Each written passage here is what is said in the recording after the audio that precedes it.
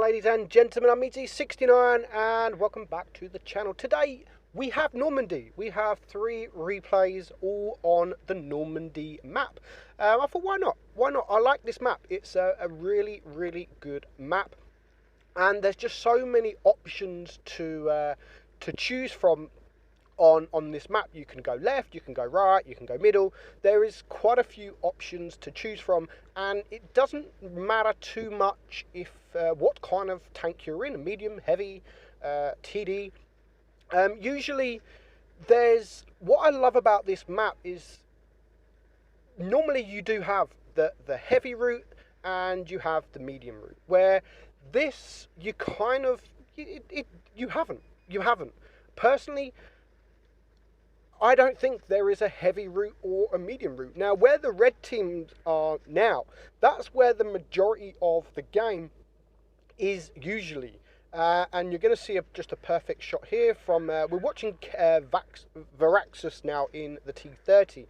What a way to kick off the game at 2,200 Amarak. Thank you very much, HP Buff. Thank you very, very much. So where them tanks are now is where the majority of the battle usually takes place, and if it's not there, it is where the T30 is now. It's very rare people go to the beach. You never really see a fight on the beach unless there is like a medium tank trying to flank, unless sometimes even heavy tanks flank, or they're just trying to get away from danger. That's the only time really the beach comes in handy, because there's not much cover in the beach, and if you do go down to the beach, you should only be going there to get away from getting shot.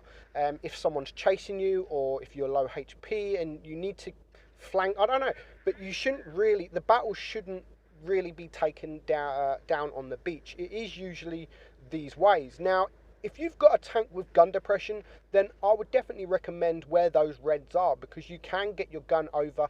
If you've got a good turret as well, it is absolutely perfect. Now, if you've got a heavy tank that hasn't really got gun depression but is strong, then I would recommend this side. This side's a pretty good. You can sort of come behind the rocks. If they start pushing, you can sort of side scrape also from the rocks.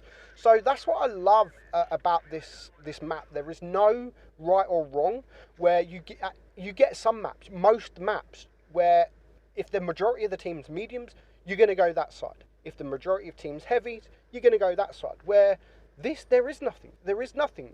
And you just look to where your team is. And it is one of the only maps, I think, in the game where this happens. And it's very rare that I see people on this map saying left, right, or middle. You don't really get it. And if someone was to say left, then you'd probably go left, unless you were starting the other side and left the beach. Then you would say, no, stop being stupid. No. So Varaxis, he's in the T30. He's still got plenty of hit points left at the moment, and it is a 2 versus 4. Now this IS-6, I mean, his whole team pretty much stayed in the spawn area all game, and the IS-6 is going to rage. Look, T30 trash. Like, they've all stayed in the spawn all game except for the T30, but yet he's the one that's trash. He's on 5.2k damage, but yet he is trash. Stupid mistake there from the Super Persian. He does manage to clear him for his 4th kill, and the IS-6 again, he's trash, but yet he comes out sideways against a mod 1. But that's great for Varaxis, because he can just get around before the mod 1 has reloaded, take the shot, and hopefully get back in time from the waffle. But he knows he's not going to reverse in time. He has to go forward, and he really wanted to get as far forward as he can to try and block that shot, but unfortunately couldn't. But it does mean he's going to get a nice HE there, and if you've got no choice but to face hug someone like he's doing now, constantly rock backwards and forwards, because it does put them off, and that can happen. The miss can happen. I've had it loads of times, and luckily for Varaxis, it happens to him. 7.3k damage, top gun, high caliber. He gets the Paul's medal as well. The IS-6 there with just 1100 damage, but yet the T30 is trash. So well played, Varaxis. Thank you for sending me that in. Next up, we have the E100, and it is driven by uh, driven by Kevin. Actually, all three of these are actually spawned the same direction, the same spawn as well. So Kevin, instead of going where the T30 went, he's going to take the middle route. So he's going to go towards the cap area. Now, I usually don't go towards the cap area where these two tanks are now, the standard B and the prototype. That's where I would usually go. Again, it all depends what kind of tank you're in. If you're in an E100, then that position is not that great. And that's why Kevin has chose to come around this cap area, because he hasn't got the gun depression. And if he goes further right, and he won't be able to get the gun down enough to get the shots on these medium tanks, where the position he's in now, he can use the plane here for protection from the TDs. As you can see, the Death Star is behind, and he is using that plane for protection. So really, really good play from Kevin. And that is now one tank down, and the Death Star is now a one-shot. So Kevin is going to poke forward, and that is a fantastic tank to get rid of so early on in the game. So 2 tanks down now to the enemy, and he's on 1800 damage. And you can see he's still paying attention, because there could be TDs sat at the back in the spawn area. So he is paying attention to that, and he's trying to get as much cover as he can, but enough to get his gun down, just like he's going to do here against the E4. Now, his RNG at the start of this game, or at least halfway through the game, is just like, I wouldn't hit all these shots. I would have missed half of these shots. But he's playing it fantastic. He's on 3k damage, and he is still full hit points. Now he's come around the other side. The enemy has gone around the green spawn, and he's now pretty much just swapped places, and he gets a nice shot there into the VK72. So now it is a 4 versus 5. It's a 4 versus 5, but unfortunately can't quite get that shot on the VK. He can't quite get the shot on the FV or the Object 268, but the VK does back up, and again, a lovely snapshot there, and he's now just going to reverse up behind this hill just while he's on a reload for that cover. And again, this shot is, I feel sorry for him. He got so close, but of course, with the HE, it did hit that little fence and destroy before he can do anything. So it's now 2 against 4, and luckily for him at the moment, all these tanks now just want to go and focus the Jaegeru. So he's on 4.5k damage, and he is going to just, report Panzer 100. So the Panzer 100, the Jaegeru has taken the attention of pretty much 3 of the tanks, so now he can just focus on this VK. Unfortunately, he is behind a house, so to get the shot off quickly before the rest of the enemy come, he did have to expose his side armor to quickly get that shot. Of course, he wants to take this guy out before anyone else comes, but he knows now he can't do that. He hasn't got time. He doesn't want to lose any more hit points, so he's just going to back up. I mean, it's only going to take a HE shot to clear the VK, so he's just going to back up and try and bait the VK to come out. So he's going to get over that hill now, and again, where he was at the start of the map, he was able to get the gun down enough to take care of that VK. That puts him on 2 kills and 5,100 damage with 3 tanks left alive. Now, it's still going to be difficult. It's still going to be very, very difficult, because not any of these tanks are one-shots unless he can get a nice high roll. So if they just rush him now, they should all be rushing together. I'm not sure why the standard B... the standard B should have just rushed in while Kevin wasn't looking, but instead he decides to back up behind the building and then just expose his side, and Kevin gets a lovely HE round into him. So that's 6.2k damage. But look, each tank is coming from a different direction, and they are all like trying to bait, like, should I go, should I not go? And they paid the price, because there goes the standard B, and it now just leaves these 2 tanks are left alive. But both tanks, that was a horrible miss. Both tanks is going to take 2 shots to clear. It's going to take now 1 shot each of these to clear the E100, but they just mess up. There's 1 shot, and now the Jaegeru could risk it. I would risk it. I would honestly risk taking a shot, because the the FV215B has got great rate of fire. He'd be able to reload twice almost before the E100. He's on one shot. 247, he's going to get a lucky bounce from the FV, and of course he's then going to get a lucky bounce from the 268. And what he does here is absolutely perfect. There's a little ram, not good enough. There's another little ram. He's now a one shot.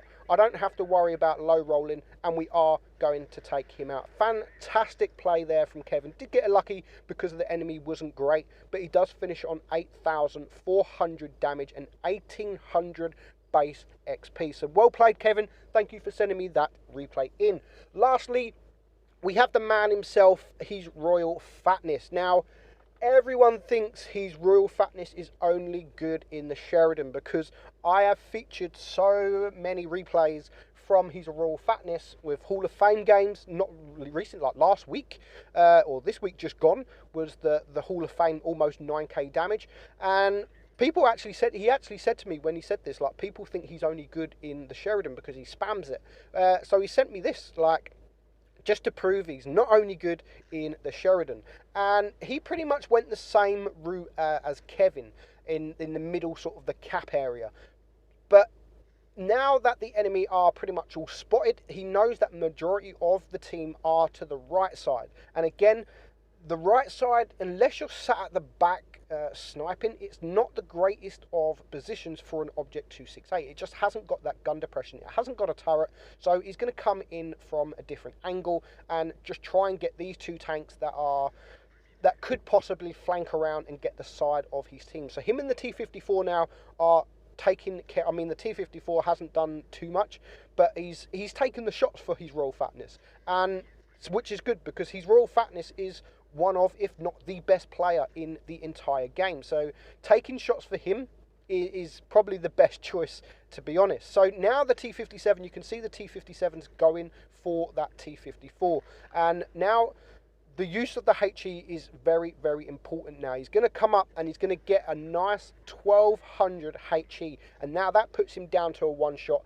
The standard B is coming, and he takes care of that T-57. So already now, 2 minutes gone, his Royal Fatness is on 3k damage. He had to have that clutch shot there on the Jaegeru, but unfortunately he did miss. If he would have waited any longer, he wouldn't have been able to take that shot anyway. So it was worth the gamble. It was definitely worth the gamble, but it just didn't pay off at this moment. So it's now 3 against 4, and there's still, I mean, look at the hit points still up for grabs. Now he's not going to rush in. He's not going to rush in. He's going to wait. He's going to use this bush. He's just going to back up, and he's going to wait for the enemy to either make the mistake or come around. And he knows that the E50 is coming. He knows that the E50M is coming around, so he is just waiting around, and he does get the shot, but again, he has to snapshot it because of the E50 was backwards, he was going forwards, so he had to snapshot that.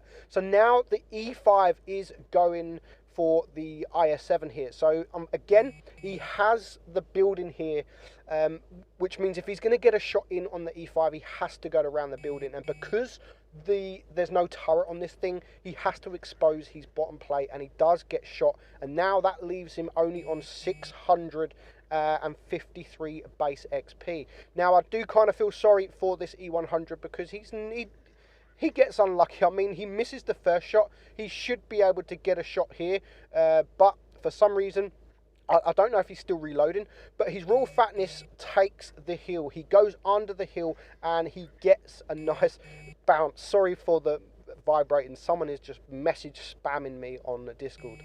Go away. So it's now 2 against 3, and his Royal Fatness is on 5. Oh, go away. He's on 5 point, or now 6k damage, and if the E100, he's missed the first shot, he's bounced the next shot, and I think he bounced another one, and if that's not enough, just before he reloads, he is going to get another bounce. I don't know how he's still alive.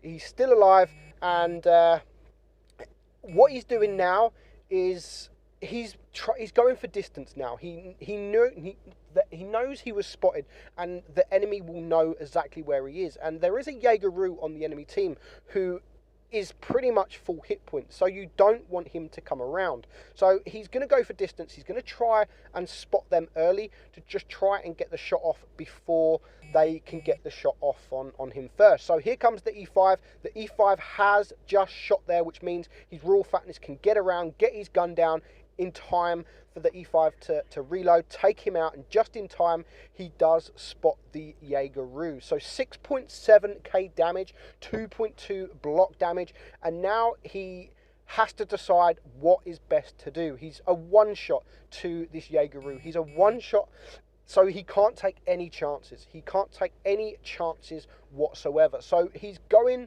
behind this hill here, and he knows that the Jaeger-Roo won't be able to get the gun down to get the shot, and he gets a lovely shot there. And again, the Jaeger-Roo just completely misses his shot, but he doesn't want to risk poking forward, because if he pokes forward now, he probably won't have time to reverse before the Jaeger-Roo is reloaded. So he's just going to wait. There's still 2 minutes, or just under 2 minutes left on the clock. But I do like what the Jaeger-Roo is doing now. I love what the Jaeger-Roo is doing now. He's trying to bait a shot. You can see he's just trying to poke up the hill, and he's doing it just enough so he's not showing his bottom plate.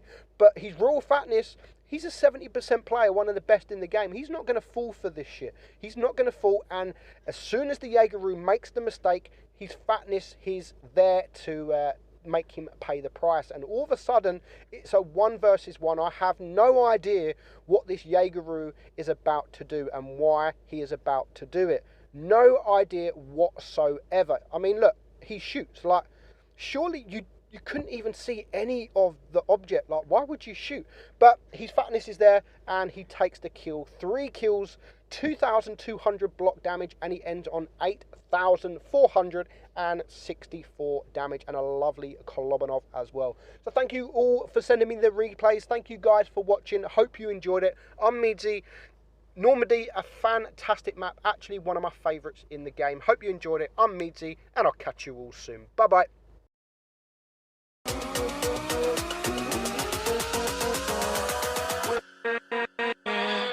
With